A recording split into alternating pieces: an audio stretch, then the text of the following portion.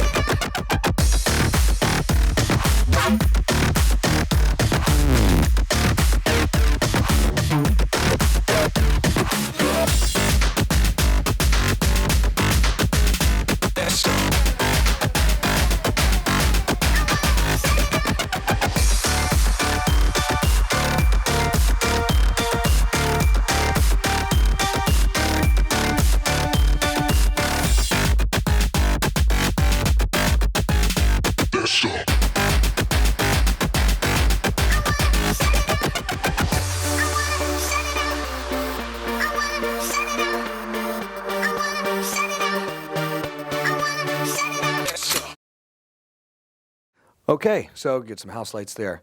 So that is Media Stranger. I'll let Ryan really introduce him and his team. Sure. Do we have? You good? Hello? Hello? Hello? Hi, everybody. I'm Ryan Birtcher. Thank you for being here this morning, and thanks again, Sony, for having us here. Again, I'm Ryan Birtcher. I am one of the co-founders of Media Stranger with Joe, my partner here. We call ourselves a digital content studio, which means that we about almost all of our material is digested on social media platforms and online. And we specialize in shooting live events, individuals and brands. So we focus on a lot of music festivals and same-day edit stuff, immediate turnaround stuff, all, from about 30 seconds in length to 2 or 3 minutes in length, and we try and get as much material out as we can in a day or a weekend for our clients. I want to introduce our panel here. I'm Ryan Birtcher. This is Joe Slavin, my partner. John Kim, he's our lead editor on almost all of our projects. These are 3 of our best DPs, Vince Patin, Brendan Calder, and Ryan Carell. And I'll give a little bit of background on myself first, but I'll pass the mic down so that they can also tell you about themselves a little bit as well. I spent about 10 years in music and fashion, doing booking and creating live events and working with large venues. So my passion was always media, and I made the transition into kind of taking my fashion and music background with some of the largest events and artists in the world, and started wanting to fill a gap that I thought needed to be filled, which was creating really good digital content for these events and these brands and these individuals. So that's a brief synopsis of my career. Here's Joe. Check, 1, 2. I'll pass this down. Hi, I'm Joe Slavin. My background, I went to film school, and I was more on the post side, so I did a lot of visual effects and editing and directing. And I met Ryan, and we produced some music videos together and started doing more live events, and eventually we decided to start the company Media Stranger. And so my background's more on the editing and post side and directing side. Hi, I'm John Kim. I also went to school with Joe, had a background in narrative media and post-production, but Joe hit me up and decided to start editing for live events and for digital media, and that's where I'm at today. And hi, I'm Vincent Patin. I'm one of the cinematographers that Media Stranger hires. In addition to working with them on these events and coverage of athletes and whatnot, I also am a local 600 camera operator, and I work on a TV show right now called Lucky Dog, and just do a bunch of other narrative stuff as usual. I don't know if this works. I'm Brendan Calder. I'm a cinematographer as well. Worked with these guys for about 1.5 years now. I went to school with Joe. I do a lot of digital content as well, branded stuff, documentary, music video, and yeah, I'm just freelance.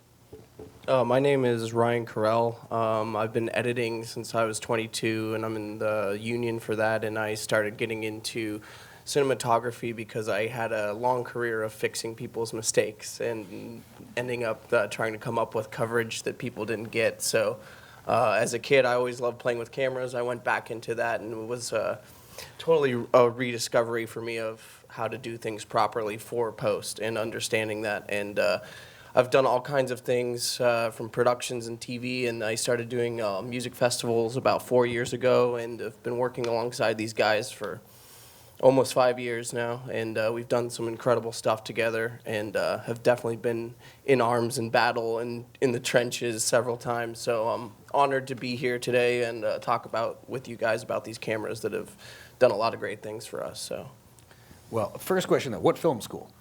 Loyola Marymount University. All right. Oh, there we go. Us 4 went to LMU. Us 4 went to LMU together. I graduated with John Kim and Brendan quite a few years ago, and then Vince I also met through there. Really, really great program. Quick, so I know, really awesome program. Really loved it there. Highly recommend it to anyone. Yeah. So I guess first question getting into this is that we all got to start somewhere, and the FS7 and the FS5 haven't existed forever. So as you guys first got started, what were you shooting on before you came over to the Sony side of things? Well, I'll let Joe weigh in on this too, but honestly, we were shooting on DSLRs at the time, and this is only a few years ago, and there weren't a lot of great options. I mean, 4K was just becoming like readily available, high speed. 1080, and I mean at the time I was shooting on a 7D, and we were looking into our first production that we did with a large event with Coachella in 2014 was mostly we rented a Phantom, which was a little bit of overkill, we found. But we were also shooting with some C300s, I believe. And that was kind of our first aha that, to be honest, at the time in digital media that media that was being released in music at that time, even at the highest level, I would call Coachella up there with kind of a worldwide global brand. They weren't shooting on, nobody was shooting on cameras of that quality at the time. I mean, DSLR was completely the standard, and it's amazing to see what's happened. Our competitors and people that we work with, I mean, it is incredible how much better the media has gotten.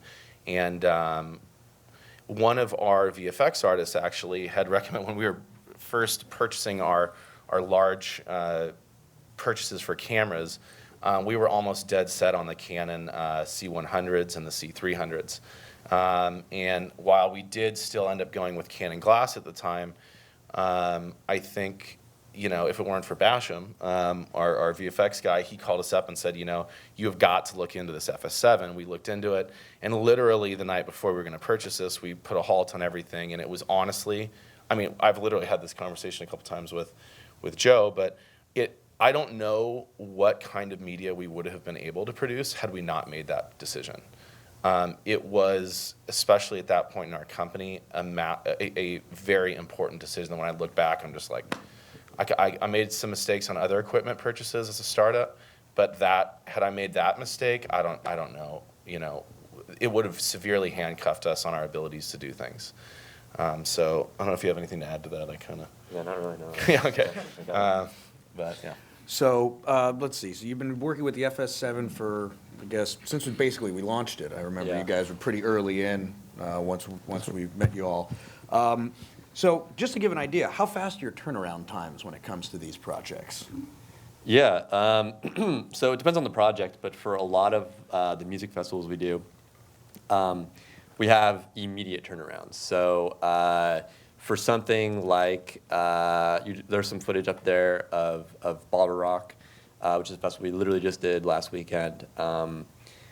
We'll have, I don't know, was it like 3 pieces of media, or 4 pieces of media in a single day, every single day. So Friday, Saturday, and Sunday, we had to produce 3 or 4 pieces of media each day, one of those being like a daily recap, which is like a minute to like a minute and a half in length. Is that about right? And so, yeah, so I mean, it's immediate. So our workflow is our shooters shoot, and then they bring back their cards on a very regular basis. We don't let them fill up cards. We have them bring back cards basically every couple hours, every 3 hours, dump them with our editing team, and they have quick turnarounds where they can get something out within an hour or 2 when they get them cards, or even sooner. Yeah. So, and then what are you guys editing on? So we're editing on Premiere Pro, and a little bit of After Effects in there, but mostly Premiere Pro. And yeah, we basically, I mean, for how fast we have to turn around things, we don't have time to really send things out to do Audition and send things out to like DaVinci Resolve or whatever to color. We kind of just do everything in Premiere Pro, just because we don't have the time to really do anything else. But now, something you wouldn't necessarily think when you have turnarounds this fast is you are shooting log, though. Yeah, we are. So so we shoot log, and we're able to, we kind of have our LUTs that we like to just throw onto our footage. Depending on how much time we have, we'll really go in and correct each one, or if we need to turn around right then and there, we will just throw on our whatever our LUT is. Normally we have kind of like a different look for day and night, and we'll throw that on there and just make minor tweaks, but it's basically that quick, and we can get, stuff looking really good that you just saw that really took no time at all to process. So then for you guys, with our shooters over here, how have you found kitting out the cameras? Do you throw a lot of gear on it, or do you keep it pretty pared down? I think we all kind of have our own taste on what we do. With their events, I usually kind of keep it very light, just because I want to not kill my back when we're shooting for hours and hours on end. But on other shows, on a show I currently shoot on, Lucky Dog, we actually have an FS7 as well. And with that, we have the extension unit and it gives me a lot more balance and stability in composing certain shots. Yeah, I really like the VCT Pro base plate with like a D follow focus. That's like my go-to setup, even for run and gun stuff. It's still pretty light, and I can just mount the gear if it's like a DSLR lens or if it's a Cine lens. I mean, the gear's right on there, so yeah.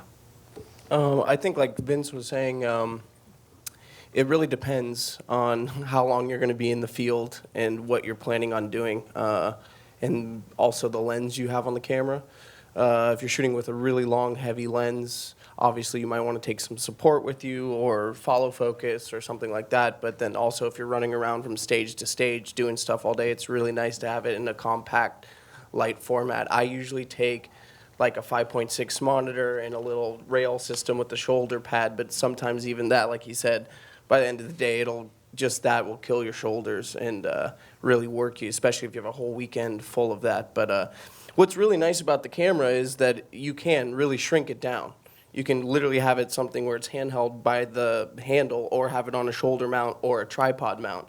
And it's very quick to go through those builds when you're making the camera. So if you have a specific assignment, okay, I got to get on a 650 millimeter lens and get this from far away, you have time to build that out. Whereas if you're like, hey, I got to run around, I'm going to be up on the stage and down in the pit and go in the back and get in the crowd, you kind of want to, bring down your form factor of the camera. So for me personally, it just kind of depends. And there's about 4 different options of building it out in size and accessories that's kind of nice, Yeah, just to add really quick, one thing I really liked about the F7 is it was basically ready to go right out of the box in terms of you could put it on your shoulder and has a handle, which I think it sets it apart from its competitors that it's ready to go. So you don't have to, we worked with it for a while, just in its out of the box form. We'd rent gear to kit it out if we needed to, but we could for most jobs we could just put it on our shoulder, have the shoulder rig, and then it's basically good to go. So you don't need to buy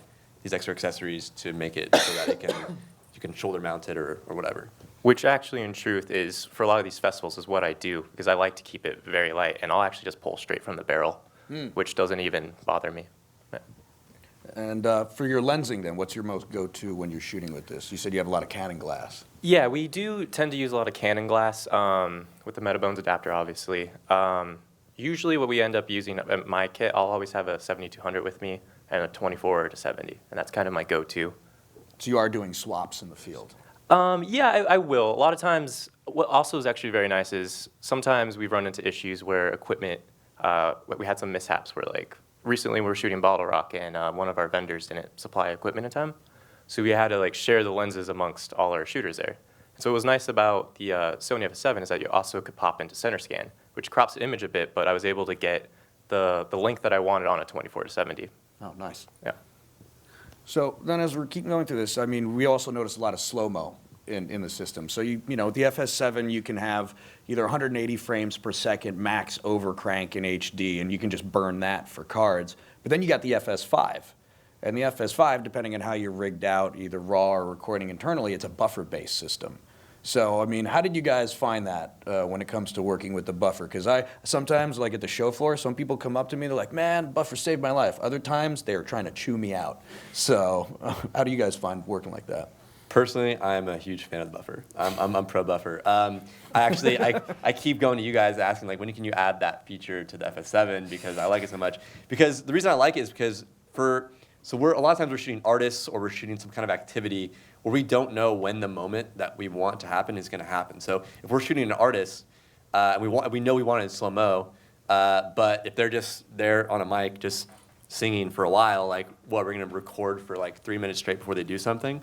But sometimes you'll miss, if you're not recording, sometimes you'll miss the moment where they do a hair flip or whatever. That's really cool. So what I really like about the buffer is it's just constantly caching. And so you're able to just point the camera and you're not recording, which is helpful for this guy and myself who do the editing because then we don't have to go through, 30 minutes of footage just to find that one part that we liked. And so I just, point at whatever I want to capture and wait for that one moment, and then hit the buffer, and then it has to buffer, but it's not a huge issue for us because we got that one moment that we need. So I'm pro buffer, and I know that there's a cache in FS7, but it's not compatible with the slow motion. No. So that's why I wanted that feature, because it's really nice to have that in slow motion. And we also came from also shooting with the Phantom in the field. And so with that, you're waiting for the moment. And sure, it kind of affects the way that you have to shoot, because you have to like think, hit record after. But it's not really a problem once you're used to the flow of the system. Yeah, I was shooting an event where there was like bow and arrow, like archery, and I was shooting the target, and I wanted someone to hit the bullseye. And so if you're shooting that, if you're just recording, you could record for half an hour waiting for someone to hit the bullseye. But I was just sitting there on my tripod with the FS5, just waiting for someone to hit the bullseye. As soon as I hit the record button, and I got it. And don't have a ton of extra media. Also, just for anybody with the FS5 latest firmware, is you'll now be able to do 120 frames per second sustained recording internal. So that was an announcement via NAB, just because we had a big feature request for that from a lot of folks.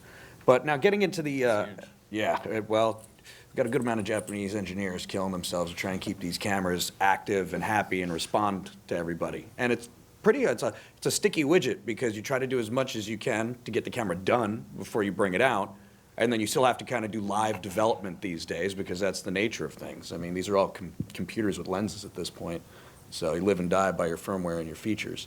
Yeah, I don't know if we want to dive right into it now, but I mean, I think that since we are comparing the FS7 to the FS5, we really are glad that we have the FS5 and the FS7. They both have, what I wasn't aware of until about a year ago, is that they were built from different platforms, and that the FS5 actually comes from the FS700, and the FS7 is a completely separate platform, which is why the FS5 has the buffering capabilities and the FS7 doesn't. That being said, the size is a big factor in the difference, and we have very different uses for the cameras while still getting the same quality, which is something that other companies do not offer. So yeah, just so if anybody doesn't know, while the FS7 and the FS5 kind of look like they're just a shrunken or a larger version of each other, it's the old FS700, which is really what the FS5 was built on. It was the evolution to that system. And the FS7 came out of really the big learning cycle that happened with the 5 and the 55. We learned, it inherited a lot of its brains from that system. So, and also when you get into those cameras, you'll see the difference in the menu systems, which is usually the biggest tell you'll ever see in the Sony family for which branch of the family tree did this guy come from. But in the editorial world, how have you find working with the files? I mean, because normally it all sounds good when we're in the field, but anybody that's working back of house, well, how do you find that? Yeah, so we talked about working with the Phantom before, and Phantom in real time is a nightmare. Red in real time, equally a nightmare. And then, so we have maybe about 4 shooters to 5 to 6 shooters at some events, and they're shooting continuously for 12 hours a day. And I have to, as the editor, look through every clip to find every moment and get it into the end of the day video. So that sounds crazy, and you're running S-Log3. Yeah, it is crazy. All these shooters know, they've seen me in the moment. It's just like, at the end of the day, it's like, it's crazy, but somehow we always get it done. But the only reason that we can do that is because, especially with S-Log3, with all the crazy different conditions, lighting conditions, as well as, just being able to view it without any, Premiere takes it wonderfully, just in its regular MXF format. So, we're running S&Q all day, and No transcoding. no transcoding. It's actually amazing. Usually with other formats, especially with DJI has there's no DJI here, right? It's terrible. I just hate looking through that format, so I always have to transcode it, as well as, obviously with red raw files, you'd have to transcode it. And Phantom's its own game. But with Sony, I just bring it right into Premiere, and I've had 0 issues with it. Always good to hear. But now, from what you guys are shooting, going back to a little bit of for the DPs, I mean, concerts are relatively hellacious environments to try and pick an exposure. How do you guys go about doing that? And, do we have a couple different tools in the camera, from zebras to high-low, depending on how you guys like to fly? How do you make those choices when you've either know that there's going to be pyro, plus you've got lasers, and then there's the regular stage lighting? How do you go through that? Well, I think like you were saying, like the festival circuits in general is a great battleground for testing any camera. Between frame rates, color palettes, choices of lenses, dynamic range, it's really going to test that and where it clips or if you're under. And for me personally, I try to kind of take a look at what's going on and maybe go under a little bit because it still has that information in the shadows, knowing that there's going to be spotlights and pyro and that it can also take that and not clip it. That's huge. And also, like you were saying, between the S and Q mode, being able to get, high energy, real-time moments, and then when you are about to see that moment, and listening to the music helps because there's obviously swells and builds in music, but to literally hit one button and quickly do that frame rate change is a huge help for me. Waveform is my best friend. Gotcha. Histogram for me. And you're shooting with LUTs for the most part? Most of the time we're shooting in S and Q. So you lose your LUT. Yeah, so we do lose a lot, so that would be a great feature to have. But honestly, like the low light and the high light indicator is pretty clutch. Like if it says low light, you gotta bump your f-stop. I mean, it's just like, yeah, it's pretty intuitive. And then I'm always just like, I have my histogram in the like right corner, and I'm always just checking it out. All right, and then Yeah, I actually found something interesting over the last year using FS7 too, because we have been shooting in the like cinema EI mode, which locks it in the base ISO, which especially for daytime, if you're doing shallow depth of field stuff, is actually very difficult because the base ISO is at 2000. So you really have to use crazy amounts of NDs. So what I was actually doing with the LUTs that's interesting is if you turn on the M-LUT for the internal record and your monitor, you can put the LUT into the log 3, and then your ISO sensitivity still will change along with it. Yeah. Because it's essentially baking in the log look, but it's still log when you get it to post. So it's kind of the best of both worlds with you being able to still change your sensor light sensitivity, which has been really helpful for me. And just so you guys know what he's talking about, and this is true for an FS7, F5, F55, because if you guys have ever played with them, you're in Cine mode, you have S-Log on, and all of a sudden you try to use, you make an ISO adjustment and or add gain, it just stares at you. Yep. Their trick, the workaround is if you ever are in a Sony M-LUT menu, you'll see one of the LUT options is S-Log 3. And if you ever stared at that and went, well, why would I put S-Log 3 on S-Log 3? Yeah, right. The answer is, it's so that once you do that, if you add gain to it, then it's dealer's choice. We'll say if you don't want to live at an ISO of 2000, fine. Maybe you'll underrate the camera. Maybe you'll overrate the camera. Right. The only thing to kind of know about when it comes to underrating for the most part is you might be giving up some dynamic range. Nothing's free here. Can you explain really quick what this LUTs thing is? 'Cause I don't know what it is. Okay, sure. LUTs stands for lookup table. And when we're shooting log for the most part, with the idea is that we want to have a pristine negative for all intents and purposes that we can maybe have more options for them to color on when we get home.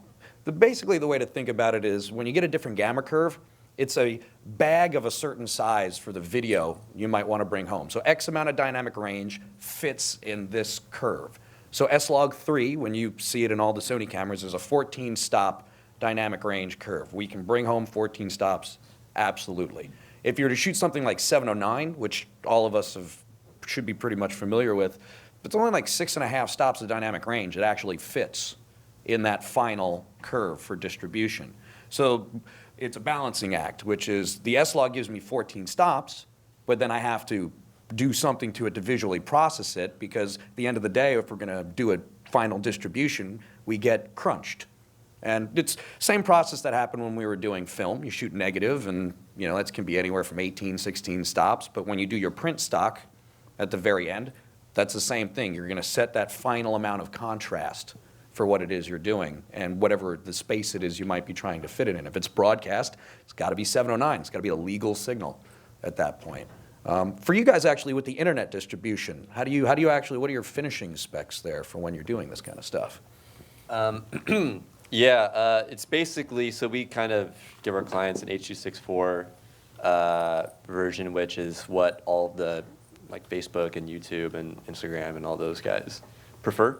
We'll give them a ProRes as well, like a master, just for if they want to play it at the Cine Gear thing or whatever. But yeah, so H.264 for the most part is what we deliver in, and it's mostly it's all HD basically, so 1920 by 1080. You don't really need to, but we deliver in 2398, just because that's kind of our background. I'm just used to it, but we totally could do 2997. Like it's not like they accept it, so Gotcha. And then your final color space, when you select that, what are you guys doing for 709 finish? Yeah, it's basically 709 finish. Yeah. Okay. So this is the whole point. Like if you start with 709, you have 6.5 stops. That's it. And sometimes that's all you need. But since you've got a wide dynamic range environment, this is the price you have to pay, which is having a LUTed system for going with it. But kind of the point of also talking about this is just to say that you can work very fast and still use log. Technically speaking, your workflow would also work for RAW. The only difference is that your data sizes would go up, so it's just more to media manage, which part of that is your guys are shooting tons of footage. How are you guys handling your storage and all that? It's a lot of media. I mean, just this past weekend, we probably shot we had 2 productions. We were at Lightning in a Bottle Festival in Bradley, and we were at Bottle Rock in Napa. Between the 2 productions with photo and video, we probably shot close to like 9. So I think, yeah, we probably shot around like 15, like probably like 13 terabytes or so. It's a lot of media. And we had basically 3 people, myself, John Kim, and Victoria sitting over there, basically went through all of it ourselves. It's a lot. But if we were shooting RAW, that number would be like 3 times what it is. So, yeah. I'm very pleased with the quality you can get, the dynamic range, and what you can manipulate in post, and for the size of file that you get that you have to manage.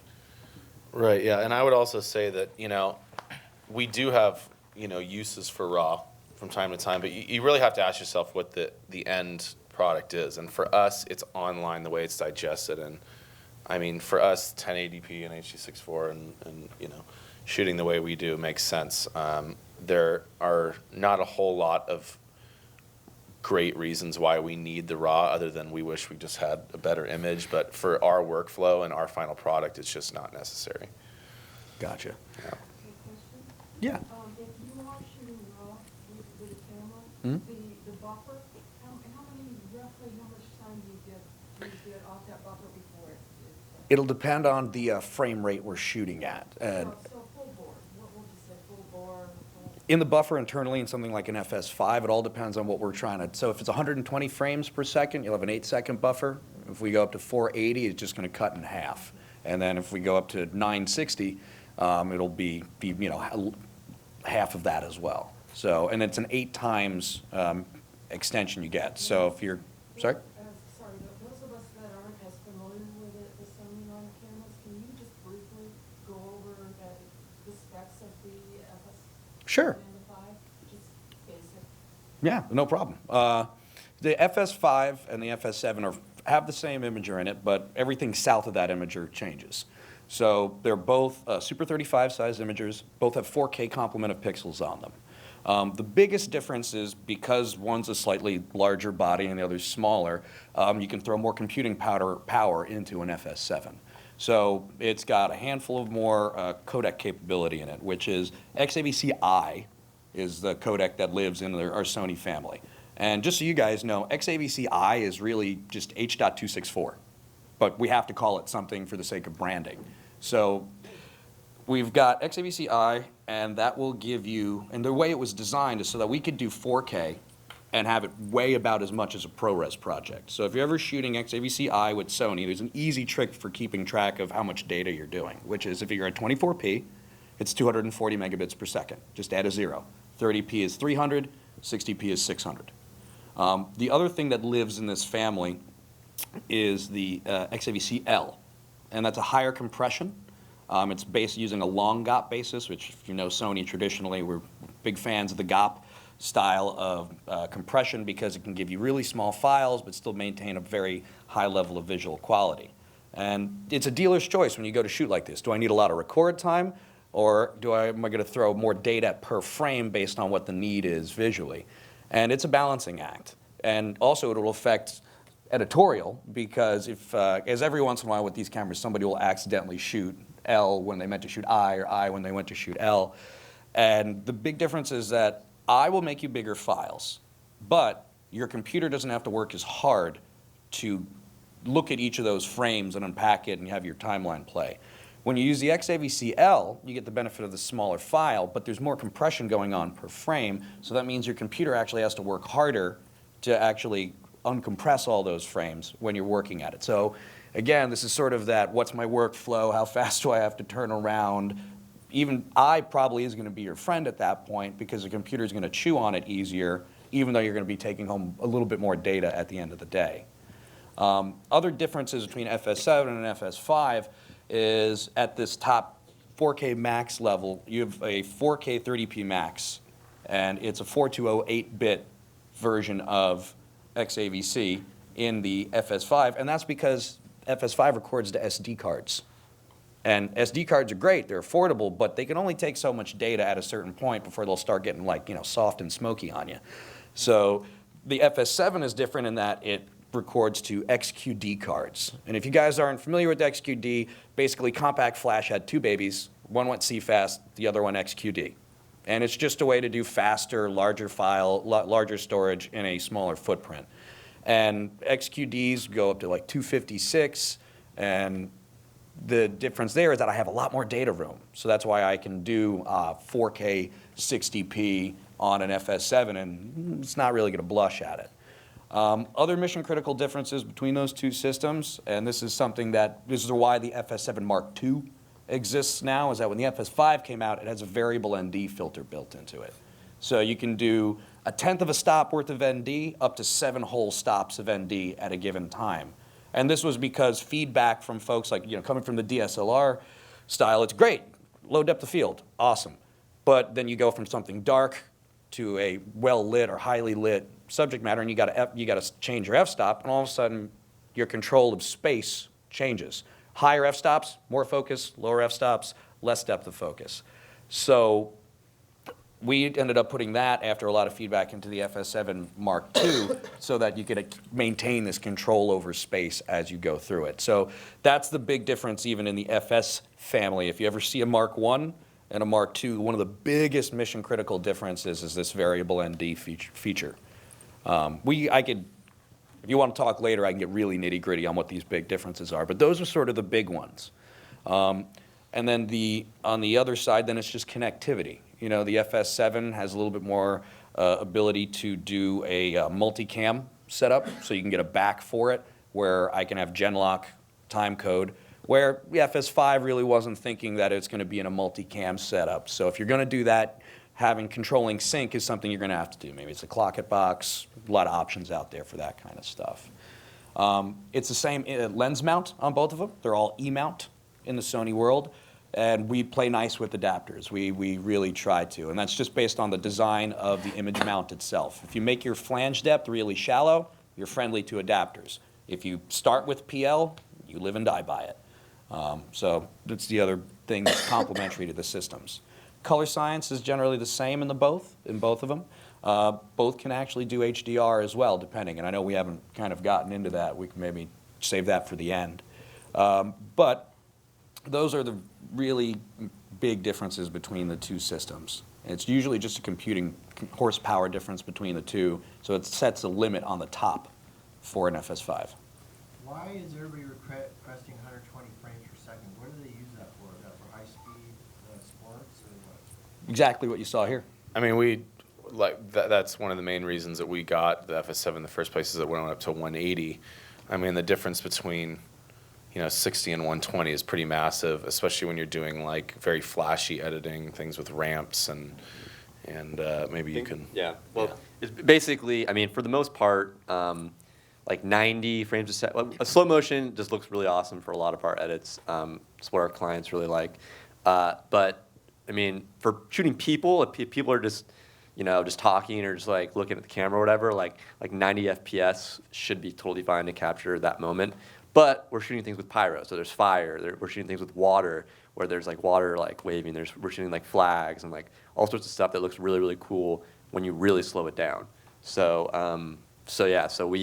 I think our shooters can kind of speak a little bit more to like when they shoot certain frame rates. But on the editing side, at least, I think we typically tell our shooters between 90 and 120 for just like typical like lifestyle stuff. And then if there's something special like pyro or water or something, maybe then bump it up to 180. Is that about right? Yeah. Okay. I mean, one of the big things that happened, and this is because memory's gotten cheaper and I can move bigger files, is that this is one of the last controls that, as people that make technology for you guys to use, is now I can give you even more control over time. And, you know, watching somebody talk, and this is, you can go online and there's studies for this kind of stuff, is like watching somebody just like eat cereal. Like look at it at 60 frames per second and then do it at like 180 or 200. And like at that point, it's depending on the music you put next to it, but you can very much guide or change emotion now that you've shrunken time to moments that you cannot perceive unless somebody's doing it for you, unless the machine's going to intercede and say, no, show me something incredibly, incredibly slow. And you can add a lot of emphasis to that. Yeah, and one of our clients is Canelo Álvarez, who's a boxer. And so when we shoot him, you know, if you shoot in just regular speed, him punching someone in the face, it's going to look one way, but if you shoot it at 180 FPS, you see like the ripples in someone's face, and you see all the spit come out and that kind of stuff. Definitely makes it look like an even more harsh blow. Yeah. I mean, like you said, it affects emotion. I think that is, I've never heard it said like that, but I think that's true. Yeah. I also wanted to say, while we were still like kind of on the topic with the memory and everything, the other really nice thing about the FS7 is if you have like a 256 gig XQD card and one of the larger batteries, I can go, you know, a fourth of the day. I can go to 3 or 4 performances running in high speed the whole time and still have plenty of battery voltage and also memory card space to run around without going back to the production office or the camera cart and change out any of these things. Like, I have ample enough. Obviously, I'm not going to sit there and record the whole thing like they would for live broadcast, but I'm picking out moments. And I can go to several acts on one card and do that. Whereas if you're using something like a Red or an Alexa, if you go into that same frame rate territory, stuff goes really quick. So it's nice to not feel so encroached into this small time period. Like, okay, I have 5 minutes on this card. I really got to make it count. Like, where you can bang out a lot of different things and still have 74 minutes left on your card after you do a whole performance worth of, you know, things is a really nice feature. Yeah. So you're mostly living at 256s. No, I would say I would say 128 and 256 cards. Yeah, is what we usually shoot on. Yeah. Point of caution to anybody out there, just so you guys know, if you're going to do something like 4K 60p, 256 cards are where you need to live. Yep. If it's about like 40-ish minutes on a 256. If you're using 128, it's 20 minutes. So, you know, choose wisely. And that 20 minutes is more like the minutes are almost like 10-second blocks when you're at that frame rate too. So the minutes will literally just count down as you're recording. So Yeah. And I would say, you know, it depends on what you're using it for, because obviously if you can't get back to the card, but with workflow, you know, we'll shoot on 64 and 128 because we got to get that in. We're going to have some unhappy editors if they're shooting 256 gigs and dropping it all at once. But yeah, it is a huge upside. I mean, if you go all day, if you don't have access to something to be able to do that and not have to worry about battery and media. yeah, it feels like a amazing. single operator makes you a little bit more independent to just go out and do Yeah. your thing and not be so reliant to going back and forth and losing that time between going back and forth instead of just going Yeah. from one thing to the next thing that you actually need to shoot. Yeah, that's important to note with these festivals. We're literally like a one-man band. We don't have an assistant there helping us carrying extra cards or batteries. We're by ourselves in the field. Sure, we'll run into each other and like talk about coverage of a set, but we are by ourselves. So a lot of times we do have like 2 64-gigabyte cards. We'll shoot one, drop that off, continue shooting. By the time we come back for like our lunch break, those cards are done, and we can give them the next card to dump. Got it. I think we saw a question in the back there. How do you manage all the data? Because if you're shooting with 4 people at one festival, that must be the same amount of data. Please. Practice makes perfect. I don't know. You just gotta, I mean, it's it's more of like an editing standpoint. You just have to be able to look through footage very quickly and be able to recognize moments and to see when that comes up. Are you talking about like actual how we structure like the filing intake, like ingest, or are you talking about like how we go through the media? Both.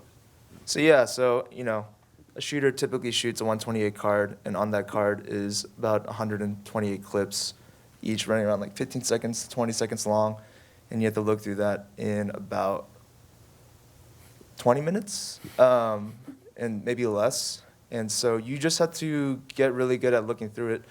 But what's great, though, I was saying it earlier, is that Premiere Pro, on just a regular iMac, you can handle looking through all this footage and scrubbing through it without any issues. And yeah, it's pretty great. And part of it for helping them, we give them notes. So it'll be like, oh, we just came back from Foo Fighters set. I had this great moment towards the end of the clip, blah, blah, blah. Dave Grohl threw his hair in a water ball at the crowd or something like that. So he knows what he's looking for as well. Yeah, like Vince just said, like camera logs as we dump our cards, and also in the preferences within the camera is like letters for each operator, A camera, B camera, et cetera, et cetera. We all have our assignments, and then so for John, if I'm like, oh, on my third clip, he knows exactly what number and letter, the real number, and that really helps the organization. And if you have to go back to something and recall it quickly, there's, if you set that up from the beginning and you stick to it through the whole course of the thing, it makes a huge difference. Yeah, and for ingest, to answer kind of the ingest question, we typically have like sometimes we have 3 card readers. For the most part, we just need 2. And one of those cards will typically take, I don't know, like 3 to 5 minutes to dump. Is that about right? Yeah, about 5 minutes. So, I mean, it's really not too bad. I mean, yeah, it's a lot of shooters, but I mean, we'll have a little inbox and outbox, and we just take the card, dump it, and we have enough cards so that each shooter should have 3 cards to their camera. So 1 card's being ingested. They come deliver their second card. First card's done. Pick that up, put it in, and then that just kind of system goes through. Yeah, I just wanted to mention too. It's kind of getting my mind turning here. Obviously, we do festivals, music festivals. We also do a lot of the live events. You guys are probably wondering how this applies to you. I don't know what you guys all do. But I will say is that in every thing that we've ever touched, whether it's a brand trying to create media, we know that people have shorter and shorter attention spans, and the media is getting shorter and shorter. It needs to be flashier and flashier. You need to pack a huge punch into a very small time.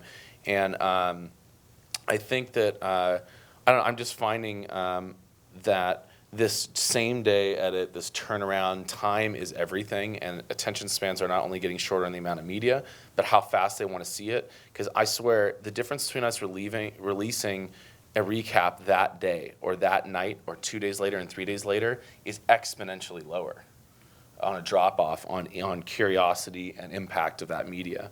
So these cameras and the technology that's available with Premiere and with computers, obviously, this is the workflow I feel like of the future for the kind, and our space is only getting bigger.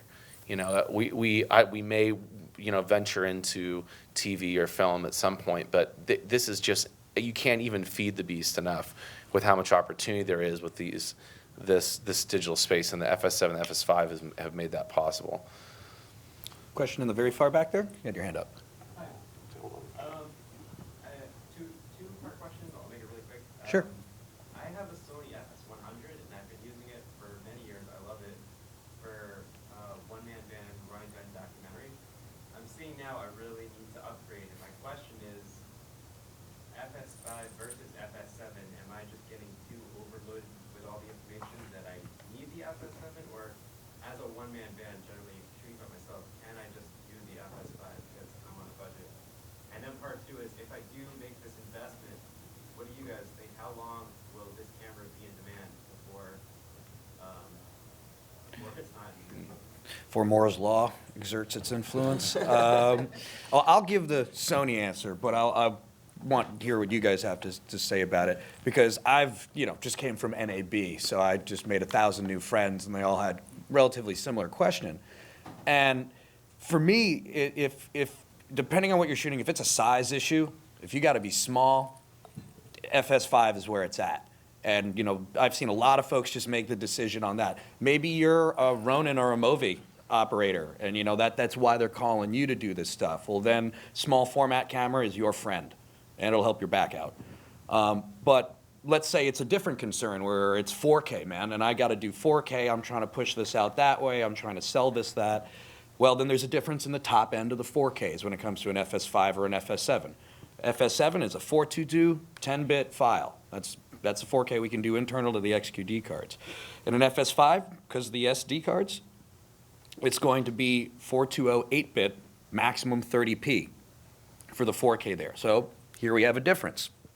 If it's HD, it's 10-bit 422 either way. So now you're at parity between an FS5 and an FS7.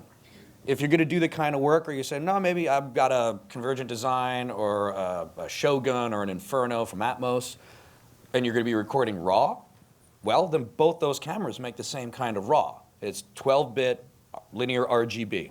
That's it. So then you're actually got them to punch at the same weight, and then it's just a size issue. The only other big difference is now that I would think might factor in would be something like audio. You know, if you're truly on your own, an FS7 can take up to 4 channels of audio if you get one more adapter. So if you're really responsible for it all and you need to have extra sound coming in, maybe that'll push your decision that way, maybe not. Also depends maybe where you're coming from educationally. If you're an FS100 user, then the FS5 is going to have the same menu structure. You're going to know where stuff is. It should be pretty comfy. If you're coming from stuff like F5 or F55, the FS7 has the same menu structure there, so you'll know where things are in that world. Maybe it's just easy use or how deep you want to get into the learning curve. But what do you guys think? I'm personally right now doing a documentary with Zool Bailey. He's a cellist, and I'm using the FS7. And for what we are doing, as he's saying, how small you want to be, form factor, the conditions that you're shooting under. For me, I find the FS7 suits my needs. Particularly for me, being able to shoulder mount it is a lot easier for me to keep it the stability while I'm shooting. The FS5, you can also, but I find it's easier if you have like a monopod with the FS5, personally, to keep it stable. So it really comes down to your shooting preference. We can talk more after of like what you're trying to do, and I can give you more insight into that. But they're both great cameras. They both get very good images. The color space is what I truly love about the camera. Are you shooting 4K? No, I'm shooting 1080 with the documentary currently. But yeah, like you were saying too, I think that's a very personal question to you. The tech specs, is 4K a thing for you? Do you have the post end of dealing with 4K? Do you have the drive space? Do you have the monitors? Is that what you're going to ultimately to broadcast? I mean, there's still so many things to shoot in 4K, and just when you see them on TV are still in 1080. So it becomes a personal question between budget and specs for you. What works for the price that it works for you? Do you need that extra frame rate? Do you need that extra resolution? And is it worth that price point for you? That's what I would say. And as far as shelf life is concerned, I mean, I personally have been using the FS7 for almost 5 years now, since it's come out. Yes. Which is a significant shelf life for any digital camera. Because, I mean, you look at red cameras now, and it's like, you know, Mysterium, Helium, every 8 months something new comes out, and you got to send it back in to get it re-upgraded. So for any camera to have like a 3 to 4 year solid shelf life these days is really good. So I would base your decisions around something like that. And I can say that we still, after 3 years of owning the camera, the FS7, I'm still not looking for anything new for our needs. We're looking at buying another one. Yeah, exactly. Yeah. Thank you for the job security. Yes. Oh, sorry, we had one, this gentleman here at his hand up. A couple things. Low light, how usable is it? Where does it break out? Where does it discover? And also pain points. What was that last part? Pain points. Pain points. Like, what does it really like? Where do you really first on? Which camera? The FS5? FS5. So I don't know. Maybe one of you guys want to talk about low light. Okay, pain points. So for the FS5, pain points. Well, I mean, one of the big ones was only being able to record 60 FPS in HD, but that's now up to 120, so that's pretty awesome. In the buffer mode, when you're shooting buffer, so it can shoot up to like 960 FPS, I believe, in the buffer mode, which sounds like really awesome, but I'll be honest, it's the image quality suffers because I think it has to crop the sensor. I got to throw away vertical and horizontal resolution. I won't crop your sensor, but I'm going to steal some of your data because I'll set myself on fire otherwise. Yeah, exactly. So I mean, it's ridiculous that's even an option, but that is an option, and so I would say if you're looking at it for those like reasons, if you're trying to get a really awesome 960 FPS image out of it, I'd be careful because it's not gonna. I mean, that's like Phantom Miro status, and like I don't know. Look at that if you need that. But Well, I would also say that you have to ask yourself before you talk about, the pain points. Like, the FS5 offers so much for the price point that like, it's almost like. I guess it's almost. I guess are you asking where the limits are, because it's definitely not painful for us using it. It's just I think that limits would be more that. Yeah. Oh. Yeah, another an thing. FS7. One other thing I know exactly what he's about to say is the file naming. So on the FS7, you can set, like we were saying, you can set like A cam, B cam, C cam, D cam on the camera. But for the FS5, you're not able to do that. It just goes to clip 0001 every single time, which when you're transferring over to a different drive or a new project file, you have to relink the media. And it gets really confusing for Premiere Pro because it sees 5 different versions of clip 0001, and it doesn't know which one, so relinking that's kind of a pain. I don't know if there's a technical aspect for that, but that's another kind of annoying. You're not the first person to mention it. Yeah. We're looking at that for the sake of feature, but there's sort of a committee thing that has to go on to, is it a good idea first? Then there's an engineering pass at it. Is it, can we actually do it? And then that has to go across the ocean and then come back. Yeah, for sure. And then the low light, you guys want to talk about that? Yes, I mean, as far as low light goes, I can't really speak to FS5 as much, but the FS7, it being base ISO of 2000, and then with the speed booster, and if you're like using I was using a set of Rokinon Zines with a T1.5, and which becomes like a 0.95 with the speed booster and a base ISO of 2000, so you're basically like seeing in the dark. So yeah, it's pretty great.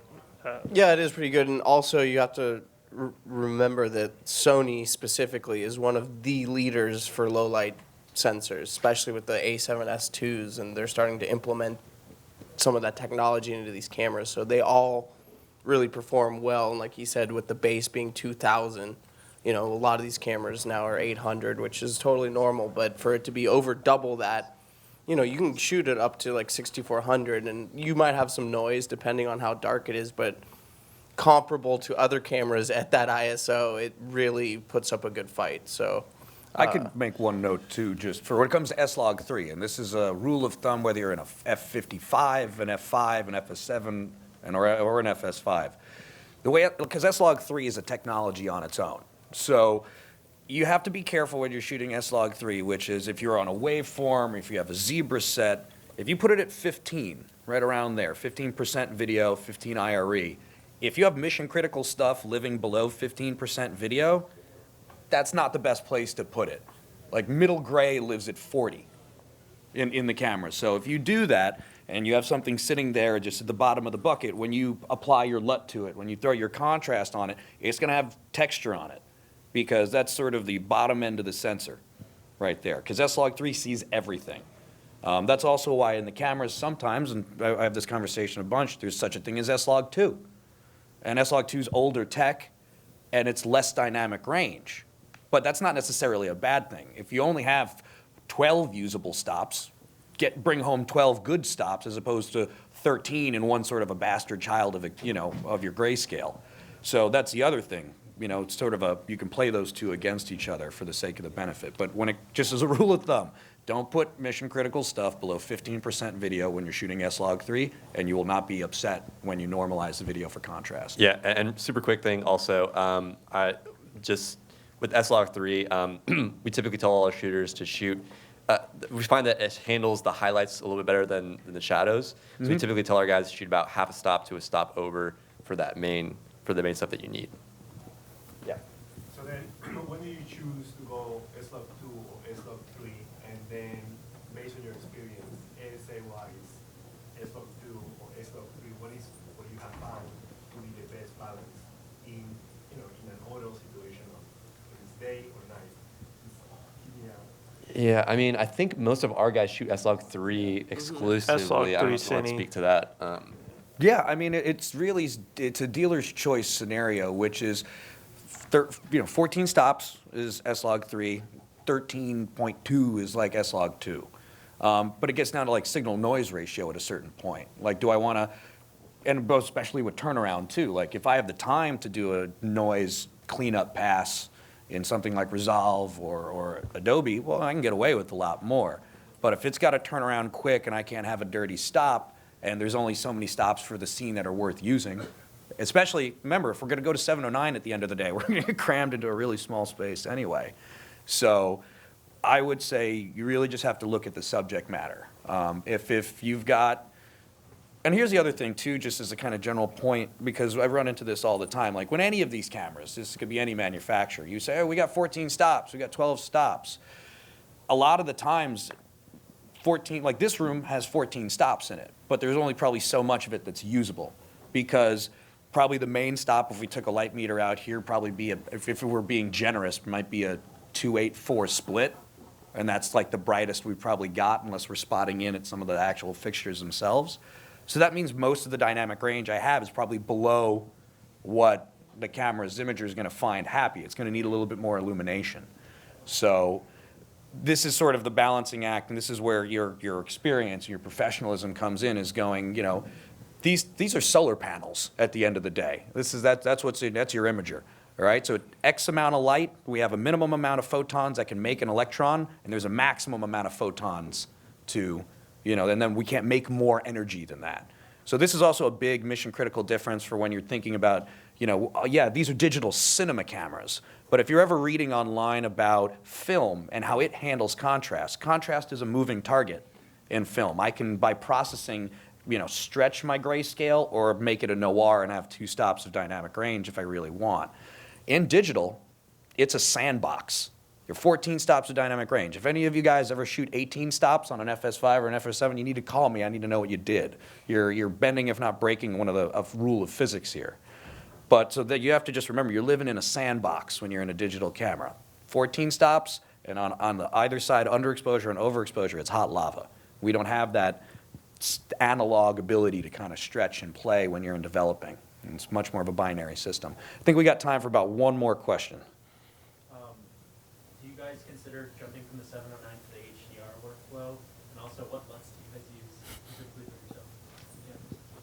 Yeah, for us, HDR, I mean, it's really cool, and we've toyed around with it a little bit, but for our output, for our delivery, there's really no need for it. I mean, everyone that's looking at our stuff is mostly online on YouTube, Facebook, Instagram, some of that, and so people don't have the HDR monitors to view it, and so we don't really have clients asking for that kind of delivery. I mean, if we did, then we'd absolutely look more into that, but to be honest, we haven't really done too much with it because there's not really a demand for it. Yeah, and I would say that it's kind of a similar question with 4K. Like, I feel like 4K in our world is an editor's friend, not so much like the viewer experience. So with HDR, it's sort of, I think eventually, like, I don't know how long, but it just, the viewers, for us to go through the trouble of doing that, like he said, it's just no real reason for it. I could throw like a couple things with that, which is that's why with the FS5 out of NAB, the new firmware, we're throwing HLG curves into the FS5. And it's because right now, to do HDR in a serious way, you need to throw a fair amount of money and expertise and knowledge at it. But bringing it into the FS5 family, having just 3 curves for everybody to play with and just get a feel for and seeing how it is what we're starting to do, this HDR for all thing that you're going to see coming out of Sony. And same for one of our other little video cameras, the Z150. The thing about HDR to remember is if you're shooting log, it's sort of the bare minimum, but especially if you're shooting raw, you're safe. HDR is just being able to show you more of the dynamic range that you shot, as opposed to the 709 world, which is like, you know, we're going to compress you down into 6.5 stops, and that's where we're going to live. And, you know, you might have, I can shove 13 pounds of stuff into a, you know, 6-pound bag, but it has an effect on the image of it. So I would say if you guys have log, at some point, if HDR, some client comes through and says, hey, can I get that shot again, but I want to see an HDR version of it, they can technically, just using a different finishing process, fundamentally a different LUT, you know, applying an HDR curve to it at the end, and they've got HDR material that they can play with. I think For the second question, we basically make our own LUTs for depending on the typical thing. So we don't have like one of these. What's that? It's just kind of. What's that? Yeah, I'll talk to you after. Sorry. I think we're about to get kicked out of here. Really appreciate you guys spending your time. Thank you for the really good questions. If you have anything else, we got the Sony booth on stage 14. These guys will be around. Feel free to prick their brains. Thank you so much.